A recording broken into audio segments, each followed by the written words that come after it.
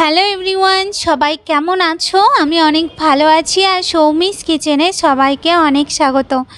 আজকে আমার রেসিপি হলো ঘুগনি। আজকে আমি আপনাদের সাথে খাসির চর্বি দিয়ে ঘুগনির রেসিপি বানিয়ে দেখাবো। আশা করছি আপনাদের সবার খুবই ভালো লাগবে। তো চলুন দেখে নিই এই ঘুগনি বানানোর জন্য আমাদের কি লাগছে। তো দেখুন, প্রথমে আমি এখানে নিয়ে নিয়েছি মটর। আর মটরটাকে আমি 3-4 ঘন্টা আগে একটু ভিজিয়ে রেখেছিলাম। এরপর আমি মটরটাকে প্রেসার কুকারের মধ্যে দিয়ে দেব। এরপর আমি ওর মধ্যে দিয়ে দেব পরিমাণ মতন একটু জল। এরপর আমি ওর মধ্যে দিয়ে দিচ্ছি পরিমাণ মতন একটু লবণ। আর এখানে আমি দিয়ে দিচ্ছি পরিমাণ মতন একটু হলুদ। লবণ আর হলুদটা দিয়ে এরপর আমি প্রেসার কুকারের ঢাকনাটা আটকে দিয়ে এরপর আমি ডালটাকে সেদ্ধ করে নেব। তো এখানে আমি গ্যাসের উপরে ডালটাকে সেদ্ধ করার জন্য আমি কিন্তু এখানে 3টে সিটি দিয়ে নেব। তো 3টে সিটি দেওয়া হয়ে গেলে এরপর আমি কুকারটাকে নামিয়ে ঠান্ডা হতে রাখবো। আর ততক্ষণ আমি এই দিকে গ্যাসের উপরে বসিয়ে দিয়েছি একটা কড়াইটা বসিয়ে দিয়ে এরপরে আমি ওর মধ্যে দিয়ে দিয়েছি একটু তেল। এখানে আমি রিফাইন তেলে রান্না করব। তেলটা একটু গরম হলে এরপরে আমি ওর মধ্যে দিয়ে দিচ্ছি 2টো তেজপাতা। আর এখানে আমি দিয়ে দিচ্ছি 1 চামচের মতন একটু গোটা জিরে। এরপর আমি হালকা একটু নাড়িয়ে চাড়িয়ে নিয়ে ওর মধ্যে দিয়ে দেবো আলু। এখানে আমি 2টো মিডিয়াম সাইজের আলুকে দিয়েছি। আর এখানে আমি আলুগুলোকে একটু ছোট ছোট করে কেটে নিয়েছি। আলুটা দেওয়া হয়ে গেলে তারপরে আমি ওর মধ্যে দিয়ে দিচ্ছি এখানে পরিমাণ মতন একটু লবণ। আর আমি দিয়ে দিচ্ছি পরিমাণ মতন একটু হলুদ। লবণ আর হলুদটা দিয়ে তারপরে আলুটাকে আমি ভালো করে ভেজে নেব। তো আমি আলুটা যতক্ষণ ভাজছি ততক্ষণ আপনারা আমার চ্যানেলে নতুন হয়ে থাকলে তাহলে আমার চ্যানেলটাকে সাবস্ক্রাইব করে দেবেন।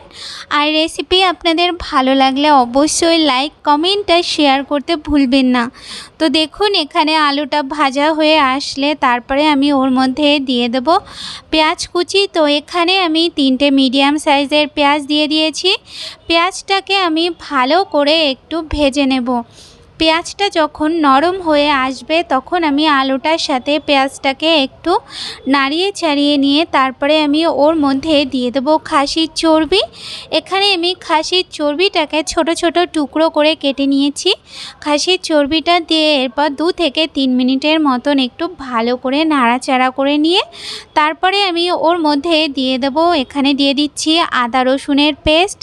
আদা আর রসুনটাকে আমি একসাথে বেটে নিয়েছিলাম। তারপরে আমি ওর মধ্যে দিয়ে দিচ্ছি একটু লঙ্কার পেস্ট। আর এখানে আমি কাঁচা আর শুকনো লঙ্কা একসাথে পেস্ট করে নিয়েছি, সেটা দিয়ে দিচ্ছি এখানে 1.5 চামচের মতন ধনে গুঁড়ো, 1 চামচের মতন জিরে গুঁড়ো, পরিমাণ মতন একটু লবণ, পরিমাণ মতন হলুদ।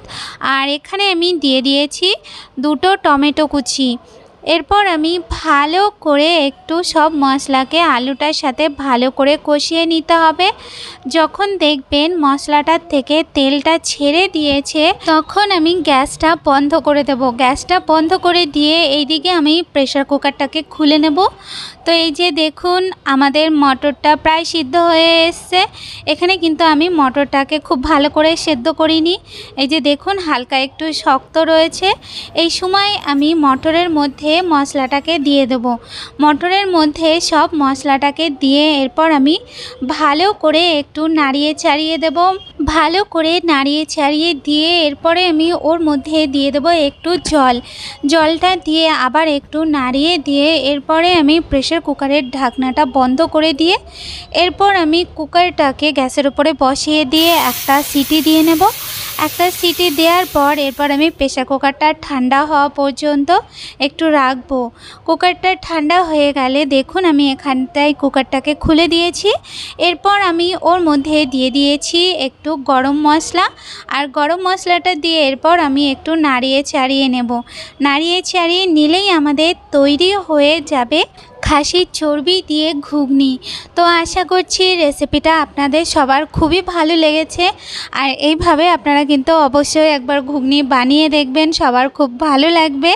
সবাই ভালো থাকবেন, সুস্থ থাকবেন। দেখা হচ্ছে নতুন রেসিপির সাথে। ধন্যবাদ।